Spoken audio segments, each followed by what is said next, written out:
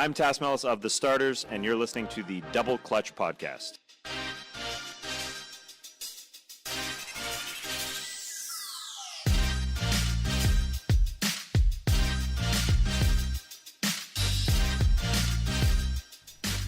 Hello there guys, and welcome to the latest edition of the Double Clutch Podcast. I'm Joe Hulbert, doing back-to-back shows, and I'm joined once again by Timi Awotesu. Hey Joe, happy to be here. Let's get it going. Yeah, this is a fun division. I don't think there's the best teams. We're going to do the Central Division today. I don't think there's many elite teams, but I think there's a couple of fun teams in here that could maybe, find themselves competing in the playoffs. So we're going to dive right in. We're not going to wait around tonight. So for all of these podcasts, we have gone in the order that the teams finished last year. So we are going to start with the Cleveland Cavaliers. So LeBron James is gone. I mean, if you guys didn't know that, I question why you're listening to this podcast. But he is gone now. Kevin Love has signed a 4-year contract. The first thing I've got written down here now, Timmy, is that with James gone from Cleveland, is this the team with the worst direction in the NBA right now? And I'm not talking the worst team. There's obviously worse teams, but in terms of the ownership, the GM, the problems, is there a team heading in a stranger direction than the Cavs? I don't think any team has, in terms of stranger direction, like what we can expect to see. I don't think any team is sort of stranger or sort of maybe a bit more interesting in at least this division or maybe even this whole conference. I do think that there's a lot that's up in the air. But I just feel like those conclusions sort of can't be made yet. They're sort of yet to be seen. I do think that despite losing LeBron, and it is a huge loss, there's still some talent on this team, and I think we just have to wait and see what happens before we can draw to those sort of conclusions. But definitely a lot up in the air. Yeah, I'm with you. The first thing I've got written down here in terms of the good, I actually don't think this roster's that bad. No. I think what they've got that a lot of bad teams don't have, they've got a lot of spacing and shooting. Yeah. You've got Kevin Love, Rodney Hood, Kyle Korver, George Hill. You may get something out of Clarkson and Decker on any given night. But they've got, the roster's not that bad, but obviously Kevin Love is the main piece. He signed a massive contract, 4-year, I think it was $130 million contract. Yeah. He's not Minnesota Kevin Love, but do you think Kevin Love in this situation with all these shooters, with these young downhill guards, do you think he can still offer something, be that alpha that he was in Minnesota? I definitely think that he can be the alpha again. I think he's going to have to adapt, obviously, be a bit different than he was in Minnesota. He's not as big as he was before, which I think actually benefits him the way that the game has changed. You probably don't need him to be as big as he was back then. But this guy was still putting up 17 and 10 with LeBron James. So he's clearly talented enough. He's still an all-star caliber player, and he's going to get those looks now and those touches as a first option. That obviously means not playing with LeBron. He's going to get more attention from the defense, but this isn't something that he's never been subjected to before. It's not like it's his first time being a first option. So I don't believe it might take some time for him to get used to getting back to that sort of rhythm and getting that sort of attention again. But he's good enough, especially in this conference where, you've got some solid teams at the top, but there's a lot of available places for sort of, playoff berths. He's definitely good enough to be the number one option on a team that can make the playoffs in the East. Yeah, I mean, a lot of people forget he got quite close in Minnesota on one occasion. We were a couple of games off. We had like Pekovic, Rubio, Kevin Martin. We didn't do a lot of defending, and I think you're going to see that from the Cavaliers this year. But it's actually quite a similar lineup. You've got guard play that might be good. I'm not ready to say it is going to be good. Shooters and Kevin Love. And Kevin Love is a very capable offensive player. But the thing that's amazed me, and something, again, you spoke there about the size. I think that's helped his defense trimming down a bit. Definitely. Love and Pekovic were both similar. They were both big. I don't want to use the word chubby because I can't talk about that. And I would not say it to his face, but I think they were both a little bit stocky. And I think trimming down has helped him because there's that famous clip of him in the finals against the Warriors, against Steph Curry. He wouldn't have done that in a Minnesota jersey. No, 100%. 100% not. I definitely agree with you, and I think that it's important, especially with the way the league is, and you need, it helps to have a big man that, if push comes to shove, can switch out on a pick and roll and defend the guard position at least briefly. And we've seen, like you said, that famous clip. He has the ability to do that at least from a small period of time, so that will only benefit him. And I think what's going to be huge for this team as well is probably the main benefit, maybe the only benefit from LeBron not being there, is that the pressure's off. I think a lot of guys played less talented than they were last season purely because of the pressure that they had on them. You think about Jordan Clarkson and the way that J.R. Smith has come under scrutiny, playing with LeBron. And Kevin Love even said it, I think it was recently, I don't know if it was today or yesterday, but that he spoke about playing with LeBron and how, you are picked apart and scrutinized every single game, every single moment. And so because of that, that might allow them that comfort zone to really just sort of see what they are without him and strive without him. Coach Lue, I saw a report that Coach Lue has been running a 12-second shot clock in practices. So he's trying to implement his own system, his own way post LeBron. And I just think they'll be given that time to be able to click as a team, as a new unit without James in the lineup.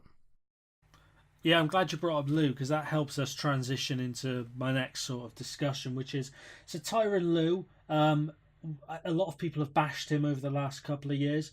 I've tried not to, because the way I see, when you're coaching LeBron, you get LeBron's offense. It's like, I don't know if you're an NFL fan, but Peyton Manning was the same in the NFL. Yep. When you get Peyton Manning, you get his offense. Yep. And his offensive coordinators, they were basically asking him, how many sugars he wanted in his tea, because they don't have any input. Yeah. You get the same with LeBron. Spoelstra didn't really have much freedom with him. No. You get LeBron, and also with LeBron, you because you want to preserve him for the postseason, you do get that coasting in the regular season that, I'm very interested to see how Lue does as a coach, because a lot of people forget he was the most hotly touted assistant back in the day. Yeah. Back before he got his job. He was linked with every coach opening that came. You see guys like Jaron Collins and Nate Tibbetts now who are that guy. But do you think he can get something out of this group? The 12-second shot clock is interesting, because I think this team is actually going to be at their best playing at pace. Yeah. I don't think they've got the guards to win in a sort of 24-second shot clock setting. No, they don't. That's the thing. The 24-second shot clock setting benefited them maybe when they played with LeBron, but now that he's gone and they're going to need to find, they've got younger guys that need to step up and initiate the offense. Looking at Colin Sexton, looking at Jordan Clarkson, it definitely benefits them to up the pace. And I think it's good to see that Tyronn Lue is clearly not sagging off from this. He's clearly, he's taking his time to respond, and he's just moved forward, and that's what you want to see. Like you said, he was extremely highly touted as an assistant coach, and he now has the opportunity to show what he can do as an own individual mind without that cloud of LeBron. And it's funny that you bring up Peyton Manning, because even with all his offensive gifts, one thing that is easier to one main thing that makes it easier in the NFL that you don't have in the NBA is that you essentially have three teams within a team. So as good as Peyton Manning can be, like say when he went to the Broncos and they had that great defense, that's what ultimately actually ended up carrying him to that Super Bowl when he was sort of hobbled and injured and struggling. With the NBA, that's not how it works. And so it's going to be interesting to see now that LeBron's gone, and the effect of him sagging off from the defensive end, not having that effect, as great as he is offensively, how this team sort of really changes. I think we're going to see, even though it's a lot of the same guys, I think we're going to see a very new look team in 2018-19. Yeah, I'm with you. I think the coasting as well, it can be kind of infectious, because people like Corver, Hood, Nance are probably thinking, well, if he's coasting, why can't I do it? Exactly. And I get why LeBron. Like, I'm not going to argue with LeBron's record. He does turn it on in the playoffs when it matters. But I honestly think if this team is floating around that sort of 7-8 seed, he won't win Coach of the Year, but I think he's going to get some votes. I'm looking at this roster. If he can get, even in the East, Eric Spoelstra got some votes a couple of years ago, and he nearly got Miami into the playoffs. I think if Lue is floating around there, I don't think he's going to be too far off. Yeah, definitely. I definitely agree. I think that it's going to be tough job for him to do without having that best player, but at the same time, a lot of room for him to grow as an individual coach. And I'm completely with you there. If he gets this team into the playoffs, even as an 8th seed, then he has to get some consideration, because a lot of people have counted this team out. A lot of people have said they're going to fall into they're going to fall out of the playoff race. Some people are saying they might even be in the lottery, which I think is ridiculous. But it will be very impressive for him, his sort of first year as the undisputed coach, let's say, if he's able to get something good out of these guys. Yeah, we're going to see very early if the players adapt to him, and obviously the future for this team. I've actually got 2 young players written down here. We're going to start with their high draft pick, Colin Sexton. So I didn't do as much draft stuff as I've done the previous years. I wasn't really big on him. One of the problems I had with his college tape was, and some of this was teammates. You've got to remember, some of these guys are not. Alabama is not a basketball school. It's a football school. Yep. Always has been, always will be. Yep. So the spacing wasn't great, but the problem I had with him was the lack of assertiveness going downhill. That worries me. He's too reliant on that pull-up jumper. Every point guard needs a pull-up jumper, but that cannot be your first move. That's got to be your second or third move. What's your opinion on him, and how do you think because I think he's surrounded by the right players, but do you think he can provide any kind of efficiency? I mean, what do you make of him as a prospect? I think that the most exciting thing about him is his energy. I do think with the loss of LeBron, you look at a lot of those players remaining and you think there's some talent there, but who's really going to provide that sort of spark? And he looks like he's got that sort of natural leadership about him, those intangibles that you can't really teach. I mean, I saw, most people have seen that infamous game where like most of his team got ejected from the game, and I believe they were playing 3-on-5 for I don't know how long, and he just sort of kind of took over the game, even though I think they eventually lost, of course. But the way that he just has that sort of resilience and something in him, I think is going to be great for this team. I think it's going to provide some real energy into this team. But at the same time, yeah, he's got a lot to work on, like you said, about his downhill game. He's got to be able to really get to the rim, because the question for me about this Cavs team is who's going to initiate the offense. And I don't think it's fair for him coming into this position. A lot of people are going to try to look to him to do maybe similar things that LeBron did, or even that Kyrie did, and he's just not that type of player, and he's a rookie. So I think that's a tough position to be in. But ultimately, I just think that he plays with the correct kind of energy. And, I've heard Cavaliers guys talk about how I think Channing Frye said he's like an arsehole on the court, but he's great off the court.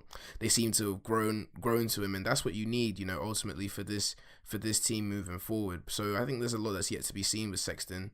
Yeah, the initiating the offense thing is a thing for me. I think they've got a lot of good. I mean, they've got a championship roster, if that makes sense, obviously without the stars, but they've got like off the ball guys: Hood, Corver, Love, Hill. But obviously, yeah, it's going to be interesting to see who emerges. City Osman is another guy I like as well. I can't fathom how he wasn't playing in the playoffs, to be honest. But obviously, there's a young team here. What's the ceiling? I've got it as the 7 or 8 seed. Okay. I think it would take some of the other teams getting maybe 1 or 2 injuries. But I see these guys as above the likes of Brooklyn, New York, Charlotte. I've got them above them. Yeah, I think that's fair. I think about the same for me. A low playoff team. There's still a lot of talent on this team. They have an all-star caliber player in Love. It's all about if they can find a system that works for them post LeBron James. Like I said before, the East definitely has some open spots, and they're experienced. If you think about the other teams that will probably be competing for those low playoff spots, no team will be as experienced as they are. When you look at the likes of Thompson and Love, who have gone to every final that LeBron was a part of, then you've got the likes of Corver, you've got the likes of Channing Frye back in the team. So there's a lot of experience in terms of what they've been through the last 3 to 4 years, and I think that can definitely work in their favor. I think Westgate had them, I don't know if they still do, but they had them at about 30.5 wins on their over-under, which I thought was a bit low. I don't know if they've updated it. I think they can win 40 games at best. I think they'll probably be more around the sort of maybe 37, 38, which can be enough to get you through to the playoffs on the 8th seed in the East. Yeah, absolutely. I've got them well above the over of 30.5. I've got them as sort of, yeah, like you said, 37, 38. And that, I mean, I think it was the Pistons a couple of years ago who made it going 38 and 44. Yeah. Which is quite depressing to think about. But we're both in agreement. This Cavs team, I think anyone who's got them as bad as, the Hawks and the Magic, I think it's a bit dramatic. Yeah. I don't think it's going to be that bad. We'll move on now to last year's surprise package, the Indiana Pacers. I remember on this podcast, probably on most podcasts, everyone was trashing that off-season. Oh, yeah. Like, oh, you got rid of Paul George, you got Depot. Well, we look like idiots because Victor Oladipo turned into a top 3 guard in the East. This was it wasn't just a good team, it was a fun team as well. They had a bit of everything. They've made a couple of additions. They signed Doug McDermott. They've signed Tyreek Evans, Kyle O'Quinn. This is quite a good roster, I think. Yeah, definitely. And they've done an excellent job as a franchise. I pitted Oladipo to be the most improved player last year, but I didn't even think he'd be as good as he was. You look at this trade, you have to say I kind of call it the trade with 2 winners now, looking at it retrospectively, because the Thunder signed Paul George, so both teams got what they wanted. But Oladipo was absolutely fantastic last year on both ends of the floor.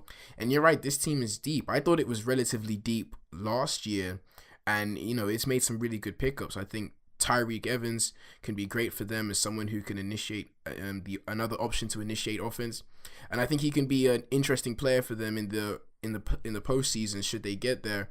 When the game slows down and you need more of a half court setting.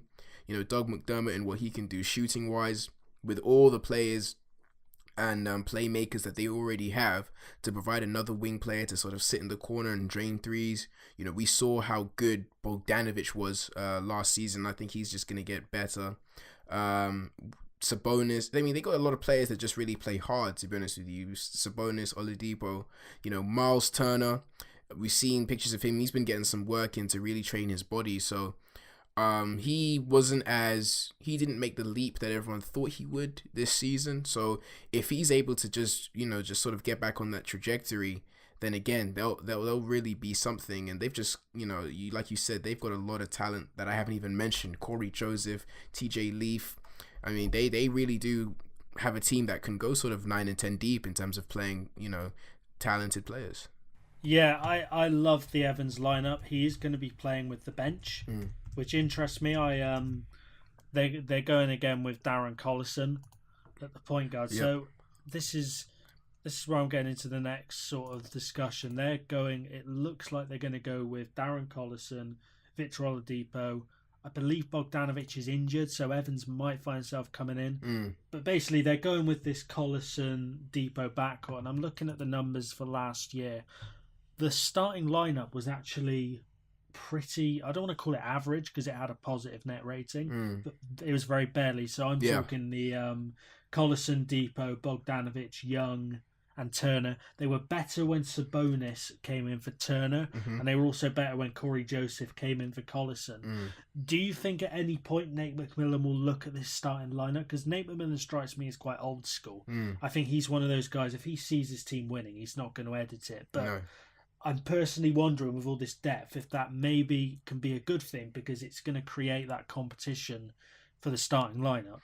I think it's a good thing in terms of creating competition, but I think that ultimately having a player like Corey Joseph and Sabonis coming off the bench is great for the team, because when you have a second unit that is able to really provide a spark and keep, bring something new and be one of the better second units in the league, it's a real benefit to this team. And if they're going to do anything successful this season or reach the ceiling that we'll discuss in a bit, that's really what's going to be key for them, is utilizing the talent that they have and working, through deep teams that are ultimately able to play, multiple lineups of guys that can initiate, that can play make, that can shoot, and then obviously play hard on the defensive end of the ball.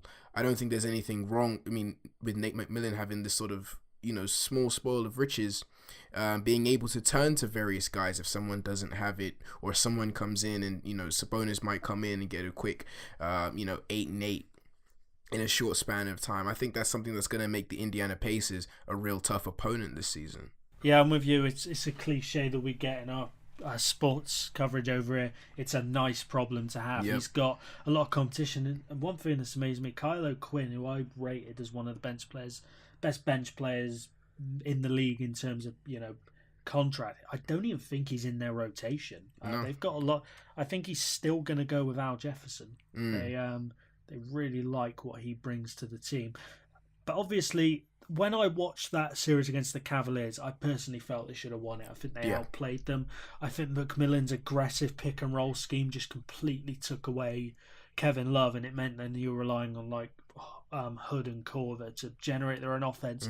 But the thing I felt they lacked in that series was just that one perimeter shooter. There was one game where I think Bogdanovic went 0 for 7 from 3. If he'd gone 2 for 7, they would have won the game. So Doug McDermott, he kind of got clowned a bit in Chicago. People like, this guy's terrible.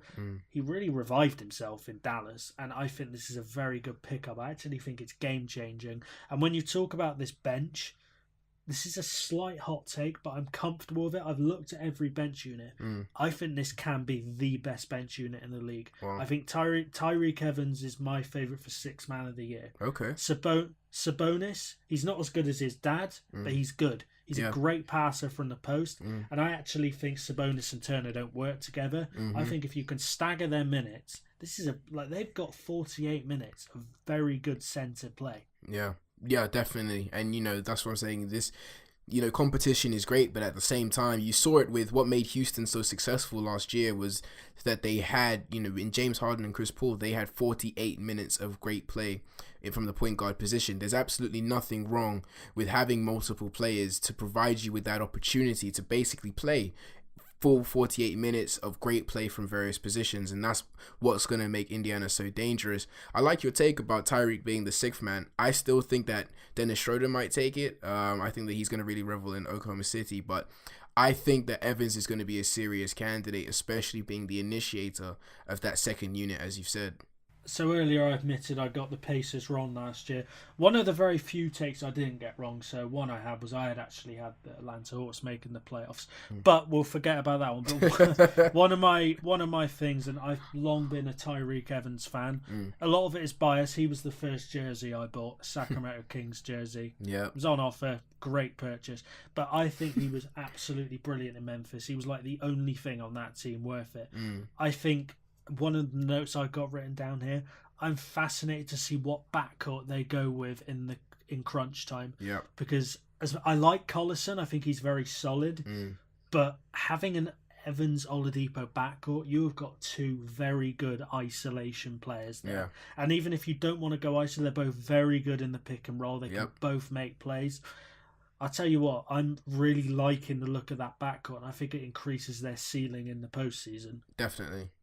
I think the only team, I think what made them struggle, you've spoken about what they struggled with last season against the Cavs, but I think ultimately that just plays into the fact that, it was a team that didn't really know how to win, and I think that they're really going to take that series on the chin, and with the additions that they've got to couple with that, they can cause some serious problems in the postseason for sure. I think this is a team that's most equipped to, have a real good postseason run. I'm not saying they'll do anything like, go all the way or anything like that, but just to have a solid postseason run, they're definitely up there. Yeah, it's interesting because I think most people have their top 3 sets, and most people have Boston, Toronto and Philly. I can guarantee you the team those 3 want to avoid. I mean, I actually think the Pacers will finish higher than 6, 7 or 8, but I can guarantee you those 3 are hoping the Pacers don't slip into 6, 7 or 8, because this is a very good team. This is a dangerous team. It's deep. It's well coached. I think, honestly, we don't see that many upsets in the NBA these days because of the 7-game series. But I think if there's one team who could, I just think Indiana have got it written all over them. Definitely. I could quite easily see them winning a series with Philly in 7. It would not surprise me at all. 100%. No, 100%. It definitely wouldn't surprise me, especially because Simmons and Embiid are in that same boat, and experienced-wise, postseason-wise, we saw the struggles that Simmons had last season in the playoffs.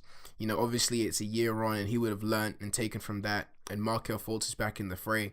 But I still just think that Philly isn't ready. I think they are still, as Elton Brand said, he said there's therapy short, and that's the GM, so there's no reason for me not to believe that. So if they were to match up in the playoffs, I mean, Indiana was Cleveland's toughest opponent, in my opinion, en route to the finals. I think that they gave them a tougher series than Boston. I think that they were very unfortunate. A couple of games didn't go their way. So yeah, Team Philly, the Celtics, Raptors would definitely not want to see them in the first round. But if it was a Philly Pacers series, it's definitely not a foregone conclusion that the Sixers would make it through. No, I think what they've done, and this is what I don't think enough teams do, is they've actually looked at their opponents and gone, right, we need to beat these guys. So I think what their plan is, I think they want to, especially when it gets to postseason, they want to slow it down. Mm-hmm. They've got two guards who can go to work in the half court. Philly, they want to get out and run. They want to play at pace. They want to get guys attacking off screens, stuff like that. If Indiana can slow games down against those guys, they could be a problem, and I'm with you. They were by far the Cavs' best opponent. I'm including the Celtics in that. 100%. I thought they were a half decent perimeter shooter away from winning. So we're both in agreement. The ceiling is a potential first round upset, maybe even a second round upset. What I can't see them slipping out of the playoffs. I mean, I just can't see it myself.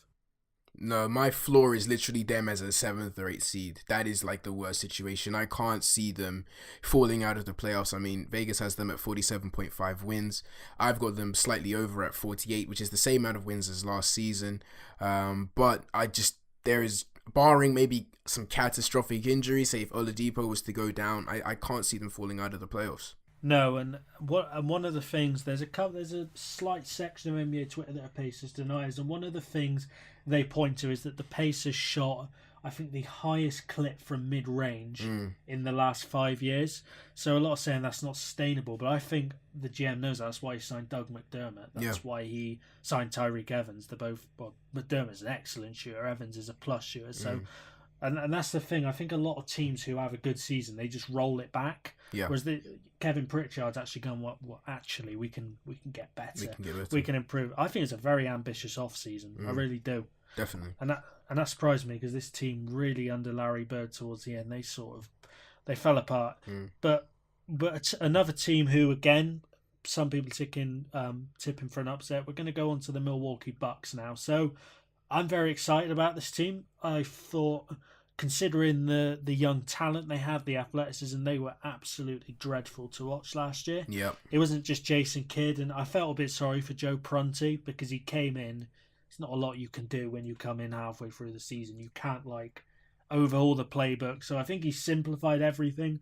They gave Boston a pretty good series actually, but Mike Budenholzer is in. Most people rate him as one of the best coaches in the league. How big of an impact do you think he's going to have year one? I think he's going to have a huge impact. We've seen what he's been able to do with Atlanta. He's from that great coaching tree of great Popovich, and he's got a style that I think Milwaukee really needs. You talked about how it was tough to watch sometimes for the Bucks, and he brings that free flowing style where people aren't holding to the ball for too long. A lot of cuts. A lot of movement off ball. And I think that's what this team needs, to be honest with you. With the young talent that they've got, they have the ability to run. They're long, they're athletic. I think they need a mind like Coach Bud to get the best out of them. And especially get the best out of Giannis because he is an MVP caliber player. But for him to take that next step, I think what he needs, as well as improvements in his own game, is that coaching mind that's really going to know how to get the best out of his play. Yeah, I think one of the things Budenholzer is going to bring to this team is discipline on the offensive side. The ball movement, it requires people to be in the right place at the right time. When I've watched Milwaukee, certainly under Jason Kidd, I honestly, I'm sure it was more complicated than this, but it almost looked like he was going, guys, just go out there, give it to Giannis and play freely. I didn't really like their offensive set, but I think one of the problems in Kidd's defense, they did not have enough spacing. No. But their starting lineup this year, it looks like it's going to be Bledsoe, Brogdon, Middleton, Giannis, and Brook Lopez, a player who you as a Lake fan will be familiar with. Yep. I've got to say, I question Lopez as a defender, but in terms of spacing, Giannis surrounded by three shooters and a playmaker in Bledsoe, that honestly, that's going to be very high in net rating. I think it's going to be one of the most efficient starting lineups in the league. Definitely. I think, Lopez is a good pickup for that team, as you've said. I like the fact they brought back Ilyasova. I thought that, one thing that really put Philly over the edge last year when they went on that massive run to get to the third seed, as well as their young guys played, how Ben Simmons played when Embiid went down, picking up Bellinelli and Ilyasova was great for that team. So I like the fact they brought him back. Malcolm Brogdon, I'm still a big fan of him. Obviously, he's clearly sort of, after that Rookie of the Year award, he's not like he's progressed into a great starting player, but as a sixth man, as a guy coming on off the bench who can initiate the offense and play some defense with his length, a very impressive player. So I think that this team is better equipped, from the issues that they had last season from a personnel standpoint, as well as obviously, from the coach. So I think that I've got something here, right? Because they were extremely efficient from inside the line last year. They were sixth in the league, and mainly based off of Giannis's incredible play. So the fact that they're able to bring an outside touch to add to that inside game that they were very impressive at last year could cause some real problems. Yeah, I think one of the things Lopez is going to do as well is I think he's going to play off the ball. I don't think he's going to have a high usage. No. Just having that stretch centre that, for years they've had guys like John Henson and Miles Plumlee just clogging the lane. I mean, there was one clip last year in the Boston series where Giannis was at the top of the key and he drove in and there were 5 players surrounding him. Yeah. The entire Boston team just collapsed and there was no one on the perimeter. A lot of that is coaching. You should just have guys in the corners and moving off the ball anyway. But that is, for me, I think the Bucks' problems have all been internal. That is why I honestly think with Budenholzer, this team is going to explode this year. And most people have them as at the 4 seed. Honestly, I could see them pushing higher than that. Yeah. I think they're going to... So I've got Boston at 1 comfortably. I don't think anyone's going to be even near them. I don't think they're going to be that far off Philly and potentially Toronto. A lot of people don't agree with me on that, but I'm with you on the Ilyasova pickup. He's very, very good. One of the better bench players in the league. You know what you're going to get, and he's very valuable in this NBA. I like Thon Maker. I'm still not kind of as in on him as others, but the flashes of that guy shows. Yeah, it's incredible. I know you can't just be an NBA player relying on like 1 or 2 flashes. Otherwise Zach LaVine would be MVP. But he's, oh my God, the defensive flashes. There was one play last year against, I think it was against LeBron, where he switched. He was defending Love in the post. The post entry pass didn't come. They chucked it back to LeBron, and he just went on him, shut him down, got the steal. This guy can be very, very good. I'm fascinated to see what kind of defense they run because they were famous for that switch everything defense. They moved away from it last year. Bud prefers a more conservative defense. I'm interested to see if he kind of unleashes these guys. They've got length, they've got athletes. Should be a very exciting team defensively. Yeah, and that's what the league requires these days is, long athletes can defend multiple positions, can switch out. And I'm with you on Thon Maker, man. I mean, he goes quiet sometimes, but when he flashes, it's really something to watch. It is like, I remember, I think it was one of the Boston games, maybe even a couple of the Boston games in that series last year, where he was just getting like 4 or 5 blocks, and some of them were in quick succession. And it's just the spark plug that brought to the team. And they are great at creating turnovers. In the hustle stats, they were 3rd in steals, 5th in blocks, and they were 2nd in opponent turnovers. And that allows them to also get out and run with their athleticism and their length. So I don't know how you've spoken about the conservativeness of Coach Bud. I wonder how well he'll utilize the length and athleticism of these players on the defensive end and how good they are at creating turnovers and being able to run out on the fast break. We've seen a myriad of highlights of Giannis going coast to coast from defensive stops because that's just what they're good at doing. And, they can be a team that sort of, in a sense, defense can almost become part of their best offense. Just being able to really run and gun and really tire teams out and just being so tough to almost shoot over because everyone is, 6'6" or taller, which is a really tough thing to handle, especially because they're all great athletes as well. Yeah, that half-court defense is going to be stifling. I think they're another team like Indiana who have looked at the way that Boston, Philly play and they're thinking, actually, I think we need to be able to slow this down, switch onto them be a little bit ugly, and I think Budenholzer's quite happy doing that. A guy who fits that is Eric Bledsoe. I've never been a big Bledsoe fan personally. I liked him at the Clippers. I think he stagnated at the Suns. But Mike Budenholzer gets the best out of his point guard. Jeff Teague was an all-star under him. Dennis Schroeder had some really good playoff performances. I don't think he's going to be the same player without him. Do you see Bledsoe? I mean, personally, I'm looking at his team. You know what you're going to get from Giannis. You know what you're going to get from Middleton. He's a brilliant shooter and a good defender. I think Bledsoe is the one who is going to be the guy who makes sure this team avoids their floor and pushes their ceiling, because I think having that secondary ball handler is something they have always lacked in this Giannis era. Yeah, definitely. You know, I have my own questions too about, you know, Eric Bledsoe, and sometimes on the court he could sort of at times maybe be a liability, but he's clearly a talent. You know, there's no denying about it, and his ability to initiate offense, to score the ball from the point guard position, to play make if need be. You know, he's a talented guard, and you know, like you said about Coach Bud getting the best out of his point guards, I definitely think this is a great situation for Bledsoe to be in, to be able to have a coach like Budenholzer around him.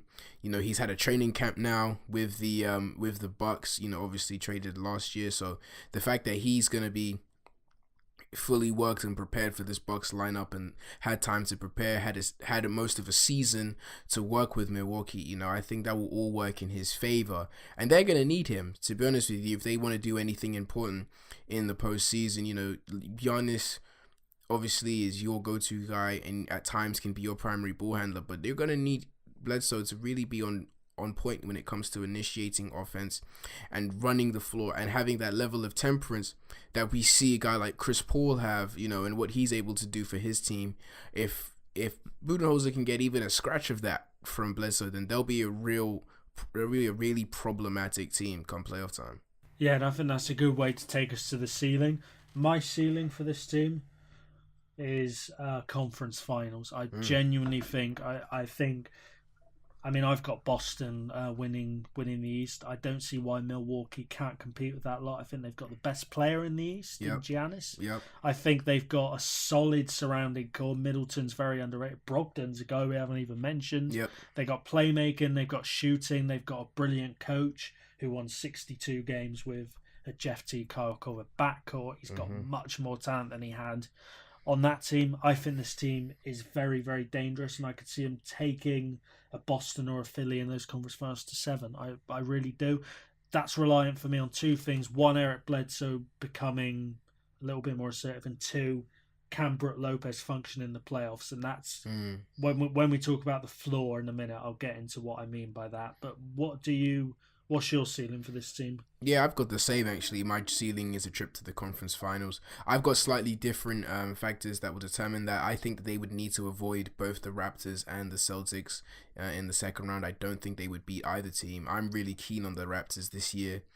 So that would obviously mean that Celtics and Raptors couldn't go 1 and 2 in the standings, which I'm not sure they will. I'm not sure the Raptors will get the second seed, which is why I think this could work.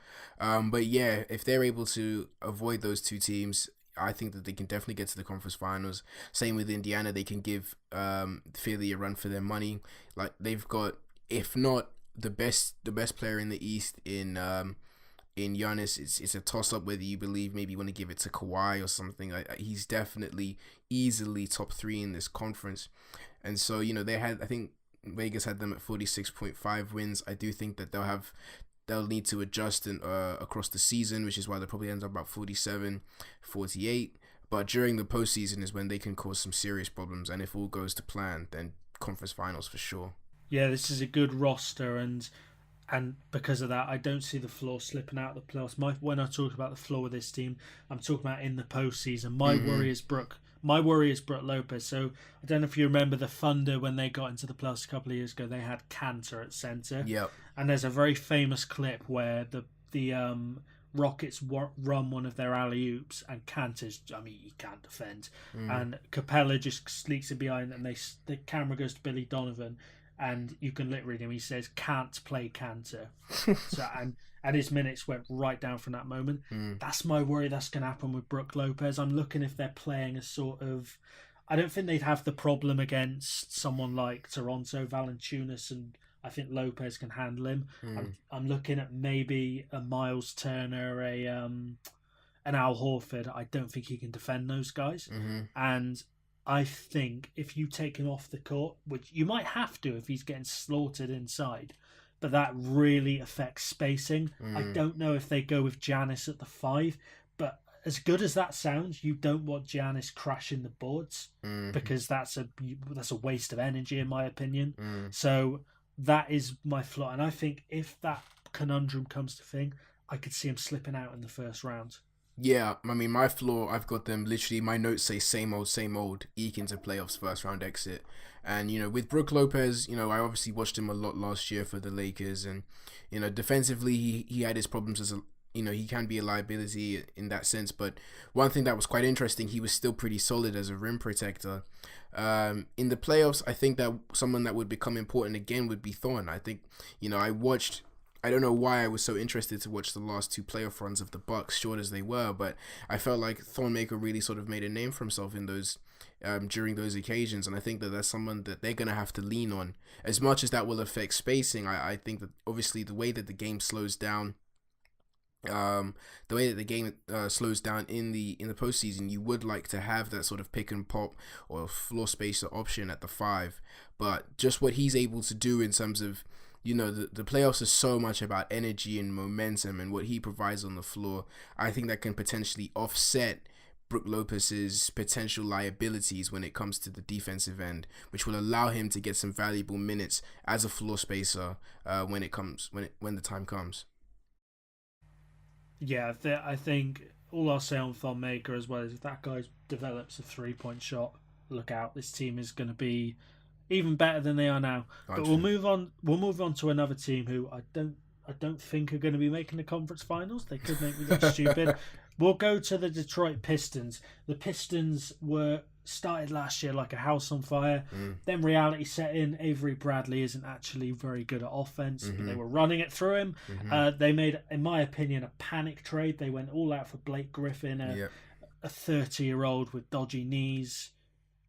Whose game I question whether it fits in the modern NBA, but they played pretty well with him. They didn't really kick on and get where they should have, but they statistically, according to Ben Folk's Cleaning the Glass, which is a great website by the way, they played like a 51 team with Blake Griffin out there. Now that is a small sample size, but it gives the Pistons hope. New coach as well, Stan Van Gundy. I thought it was harsh firing him as coach. I thought he did a decent job with what he had, but Coach Casey's coming in. You've got one of the better front courts. What are you liking about this Pistons team? I do like the fact they brought in Dwayne Casey, and it might have been harsh, but I feel like maybe the franchise felt that they could get all that they could from Van Gundy, and felt that they needed to make a move to just bring something fresh to the team. It's the first full season of Blake, similar to Bledsoe. He's had a training camp to prepare. Reggie Jackson struggled with injuries a lot last year. And, hopefully he'll be back to full health. But truth be told, I don't have a lot to say that's great about this team. Even with you saying that with the small sample size they played as a 51-win team, this is just a team that I seem to be always down on, and I'll sort of talk about that a bit later. But they were very solid defensively last year, top 10 in both defensive rating and points allowed. And they were a pretty excellent 3-point shooting team, surprisingly enough. But with that being said, I just feel like they are a stuck team. They are just a team that, I'll get onto the bad stuff in a bit, but I'm not really hopeful for this team. No, I think stuck is a great word. I think last year, before the season started, I ranked teams. It was for prospective fans. I ranked teams on why, why you should support them. Detroit Pistons were 30th, and that was my logic. I said there's not really a lot of young talent. I don't actually think they've got. I mean, Griffin changes that a little bit, but I don't think they have any great players. They've got a couple of guys who are okay, and I think that transitions me into why I think this team could be okay. it all rests on Reggie Jackson. So they've got this big man pairing. And you look at New Orleans last year. I know Cousins isn't there anymore, but that Cousins-Davis experiment was very reliant on Drew Holiday. It did not work without him. And I'm looking at this Pistons team. Ish Smith is terrible. I'm sorry. I've got written down here he's the worst everyday player in the NBA. Maybe I've been a bit harsh there, but if Reggie Jackson doesn't work out and you've got Ish Smith in there, it's over for this team. Jackson he's a weird one. I remember when he got his contract, everyone laughed. I defended it. I think he's okay. I think he's an average point guard, but his ability to attack downhill, I think, is going to be very, very important. They don't really have anyone else who can do that. It's pretty obvious you're low on this team. Yeah. Are you low on Jackson as well as being part of that? I'm not low on Jackson per se. I think he's a good player, but I think what I'm most low on with this team is they've got two players in the front court who, talented as they are, just seem to be the wrong fit for this era of basketball.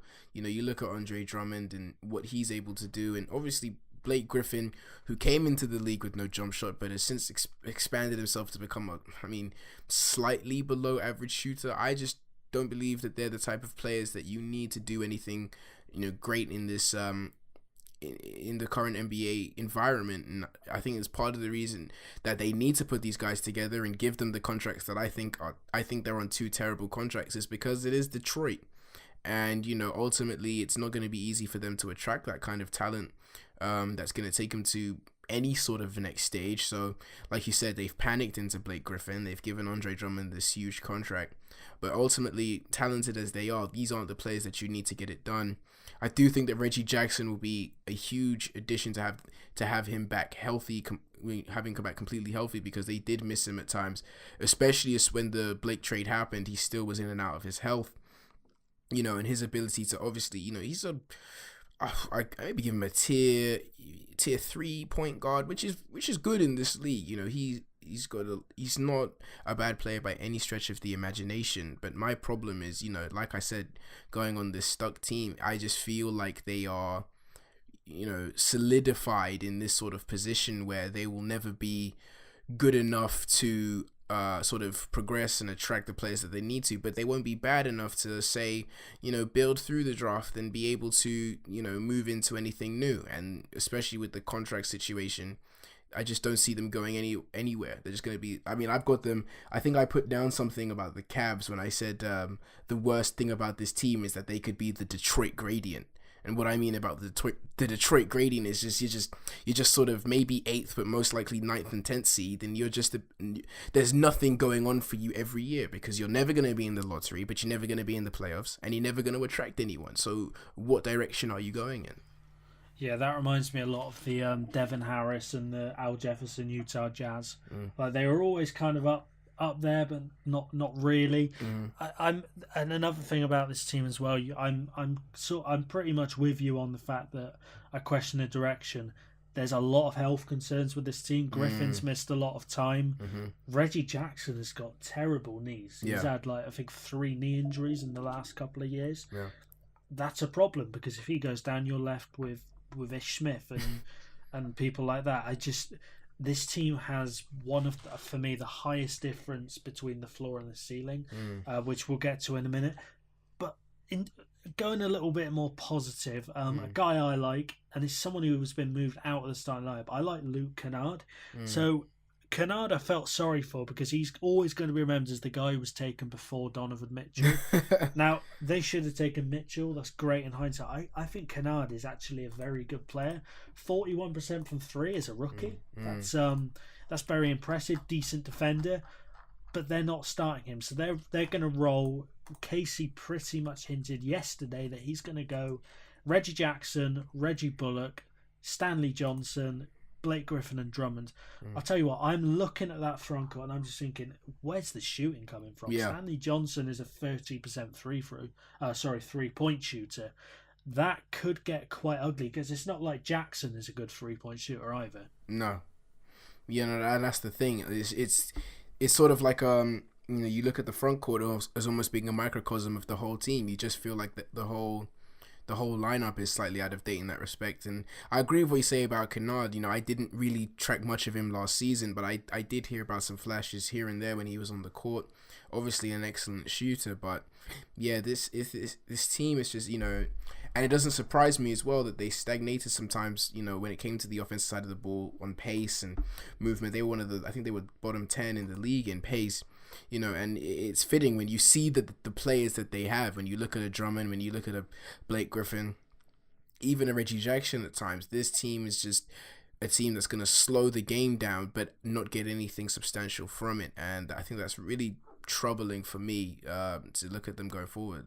Yeah, I got to admit, I was bigger on them when I saw Kennard in that starting lineup. I think one of the things the Pelican, and I'm not comparing Griffin and Drummond to Cousins and Davis. I don't think they're at that level. But I think to make a big pairing work, especially guys who want to get inside and beat the ball down, I think you've got to commit to 3 guard lineups.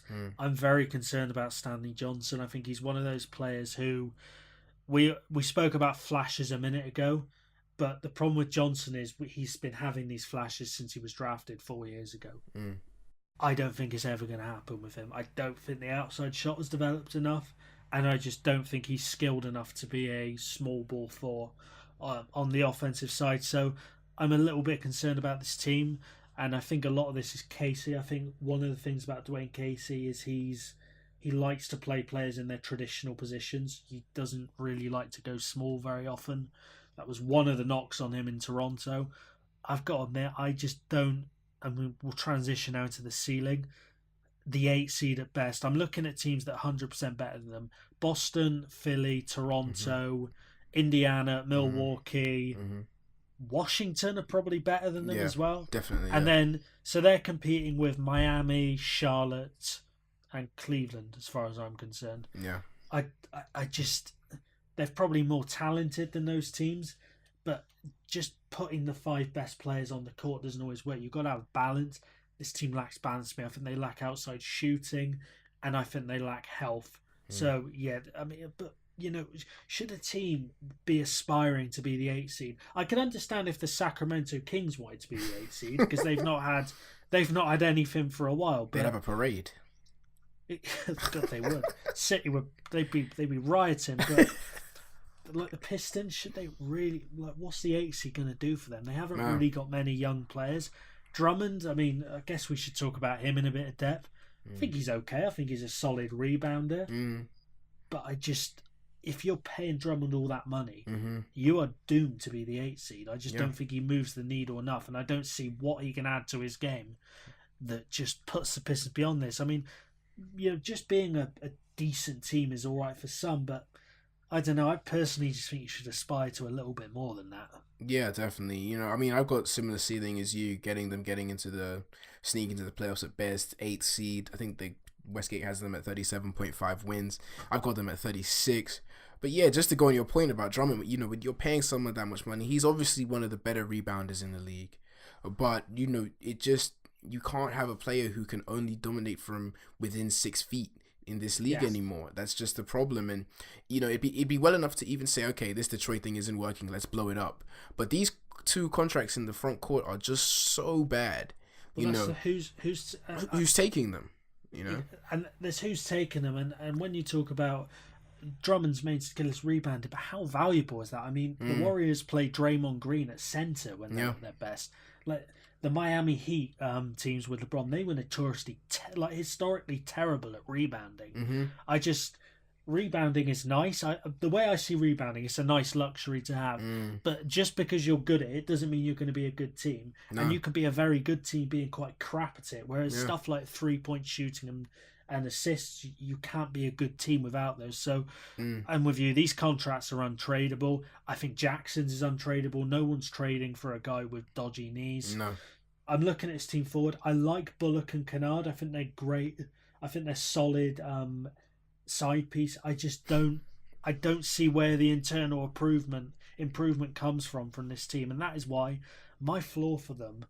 Some think they're going to be sort of, you know, I imagine a lot of people have their floor as what you've got them at 36. I've got them lower. I've got them if they get a couple of injuries. I don't like to predict injuries, but I think when it's Blake Griffin and Reggie Jackson, you can. That floor is what, 26, 28 wins? Wow. I really think it could get that ugly. Gosh, we've heard what I said about the Detroit gradient and how I think they'll be like a 10th seed at the worst, but I actually think that fortune may even favor them if that occurs, because I think that's one way they could potentially find themselves getting unstuck, is if they do pick up some injuries and drop some wins and end up in that higher lottery. But I don't see that happening with this team. If this team operates at relative health, it's not smart to assume that Reggie Jackson and Blake Griffin will have completely healthy seasons at this stage. But if they're able to be around for most of the season, the floor for me, 10th, 11th seed at worst. It's all part of that stuck conundrum to me, and I just but if I'm a Pistons fan, I may be hoping that it all goes wrong. Honestly, at this stage, that's just my opinion. Yeah, this is not a team. I'm going to be releasing some League Pass rankings before the season starts. They're going to be, I don't think they're going to be laughing. I've got the Magic last, but yeah, Pistons, oh God, no. There's just nothing to cheer about. No. We're going to go on to a team who I find actually quite equally as depressing.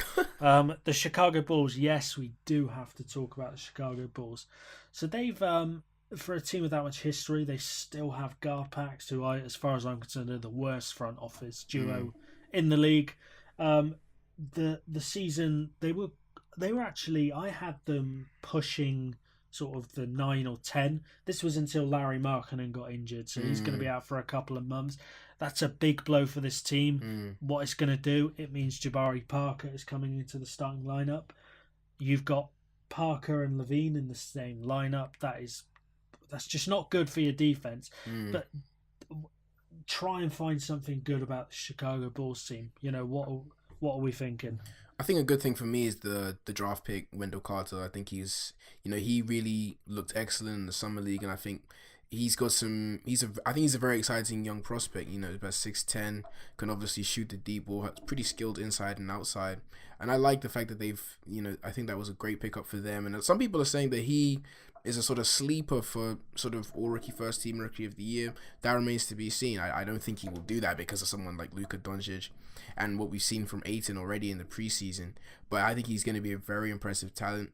I think that even though Jabari Parker, like you said, he can be a bit of a liability defensively, I think it's a no-risk pickup for them, because if I remember correctly, it was a 2-year deal with a team option after the first year. So if he continues to struggle with injuries or isn't a fit, then obviously they can, move on and adjust at the end of this year. I am a fan of Zach LaVine. Ultimately he has problems with injuries as well, and that's always a concern. But he's a solid shooter from various points in the floor. Not the best defender, I'll admit, but being paired in a backcourt with Chris Dunn could be a good fit for him. Chris Dunn, a facilitator who's a solid perimeter defender. I think I am not as quiet on this team or as scared of this team as, say, well, you are, obviously, or as many others are. I'm fairly interested in this team. I'd be more interested if Markkinen was healthy and ready to go. As you said, I think that's a huge loss. I thought he was very impressive last year, obviously making the all-rookie first team. And I think they've got some young depth, weirdly enough. I saw it last season, although it didn't come to fruition much in terms of wins, but they had a weird situation where certain guys on the bench would just sort of step up at any one time, and you'd have maybe Denzel Valentine would give you something, and then maybe Portis would give you something. It really is an interesting crew of players. I just don't think that what they've got will translate to wins, but I think it's an exciting group. Yeah, I'm glad you spoke about Zach LaVine, because do you remember on the Atlantic Pub when I was getting very emotional talking about Kenneth Faried? Yep. I was like, and I'm quite blinded by Faried. I'm the same with LaVine. I would genuinely, I'm quite confident saying you won't find a bigger Zach LaVine fan than me anywhere. Not even himself. I absolutely love him. I was devastated when we traded him. I'm even more devastated because of what Butler's doing to us now. But I think I don't know how. So I've kind of turned my analyst head off when I talk about Levine. Mm. I still see all-star potential in that guy. Mm. The defense is worrying, but have those people watched the guard in Oklahoma City or the one in Portland? I know he plays better defense now, but like Levine is a supreme offensive talent. The interesting thing for me is he going to develop as a playmaker as well? Because you can't just play like he does and make it translate to wins. But honestly, he's I love watching him play. I think he's a supreme offensive player from every. I think he's a pick and roll threat, spot up, off screen, you name it, he can do it. So he's the reason I'm going to be tuning into this team. My two things I don't like about this team: one, Chris Dunn. He's a solid defender. I just don't see what else he brings. I think the way he plays the game is too slow. And Fred Hoiberg, he's a college coach. Yeah. His offensive set's a college set. The way he tries to coach defense is he still uses zone sometimes. He can't do that. But this team will be fun. I don't think they're going to win many games, especially without Markkanen. But I like that Markkanen Carter front court moving forward. I think you've got spacing there. You've got 5 out. A lot of teams can't run that. But you've got decent defense. I think Markkanen surprised people with his defense. Yeah, he did. He looks like he's going to be a future, maybe all defense sort of third team level player. I think. Yeah, definitely. I think that's a really interesting front court, and to sort of go, we've moved on from Detroit in the fact that we've said you've got 2 front court players who don't fit well with this modern league, and you've got the exact opposite in Chicago, and I think it's going to be really exciting to see them both on the court when Markkanen comes back. I got the same thing for you in terms of the bad, in terms of Fred Hoiberg. I mean, this was a guy that ESPN ranked as the worst coach in 2017, and you just look at his track record. Obviously, he got to one playoff series where they were 2-0 up against the Celtics and eventually lost 4 straight. So you can really attribute that series more to Rondo than anything else, which is evident because as soon as he goes down, they lose 4 straight. And, I just don't know what he's inspiring much in this team. I saw it.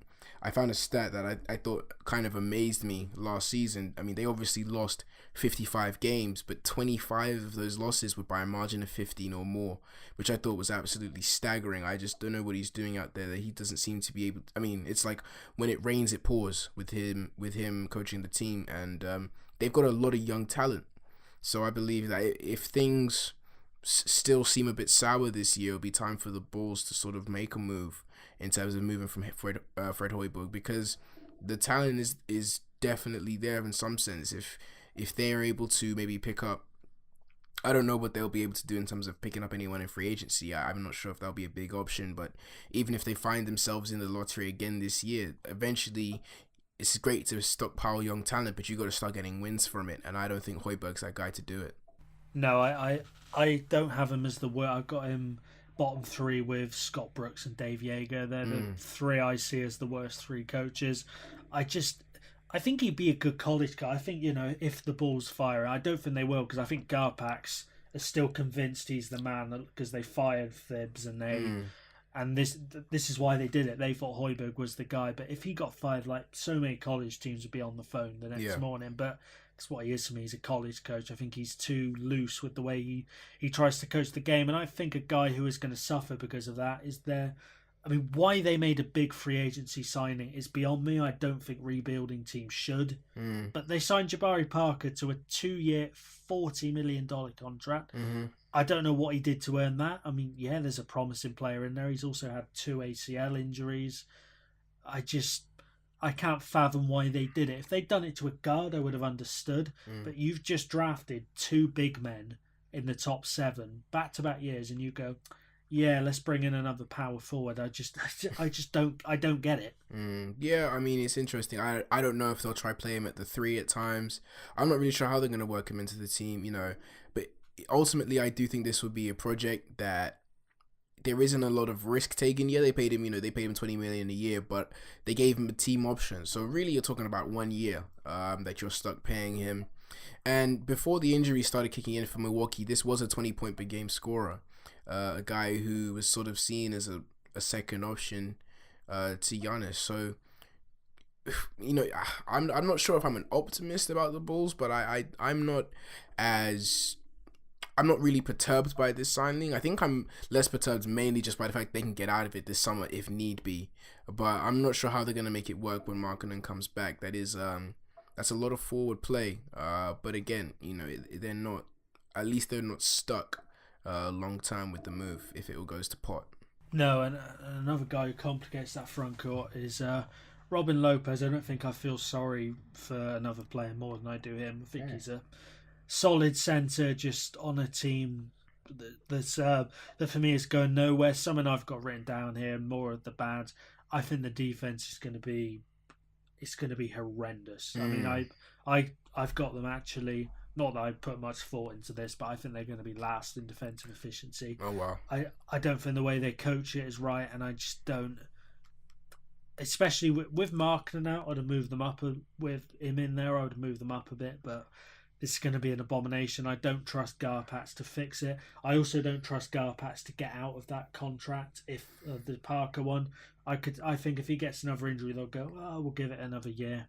But for me, he just obstructs the young players. But it's going to be interesting. I've gone quite high on my league pass rankings because I'm a big Zach LaVine fan, as I just mentioned. What do you see as the ceiling? Before Markkanen went down, I shocked a couple of our staff members because I have the Bulls at 9, and people were like, Joe, what have you been doing on your weekends? But I had them at 9. I've moved them down to like 12 or 13 now. What do you see as the ceiling? Yeah, with Markkanen, I had them at 10th at a push, so it wasn't far off to what you were predicting. I think they predicted about 27.5 wins. I thought if Markkanen was there for the whole season, they would go over that, maybe 32 wins. But I'm not sure now. 2 months is a long time, so I don't know if could they be do I think they'll be the worst team in the East? No. But I think around what you said, sort of 12th, 13th is where I would put them in without him in for the beginning of the season. Yeah, I think again they're going to be picking around the same spot as they did the last 2 years. I'm looking at that sort of 7 or 8 spot. I've definitely got Atlanta, Sacramento, and Orlando worse. You could tempt me on Brooklyn and New York as well. Potentially even tempt me on Phoenix or the Clippers. So I think this is going to be a fun team. I see them the same as Atlanta. They're going to be fun, but they're probably not going to be fun for their fans who obviously want wins. Yeah, I think I said a similar thing about the Clippers in terms of I think what I sort of harked on was the fact they're going to be entertaining but not going to get wins. I think it's going to be sort of like you said, you've got the Clippers potentially being in that top lottery spot, so it's going to be similar situations I think from the East side. Yeah, and I think this division on the whole, other than the Bulls, I think this is going to be a competitive division, especially at the top. It depends what Pistons we see, but I'm quite looking forward to this division. Yeah, definitely. That's why I don't have any 50-win teams in this division, purely because of the fact that they'll be going up against each other, and there are some talented teams in, this is, like you said, one of the most competitive divisions, and I'm excited to see how they fare.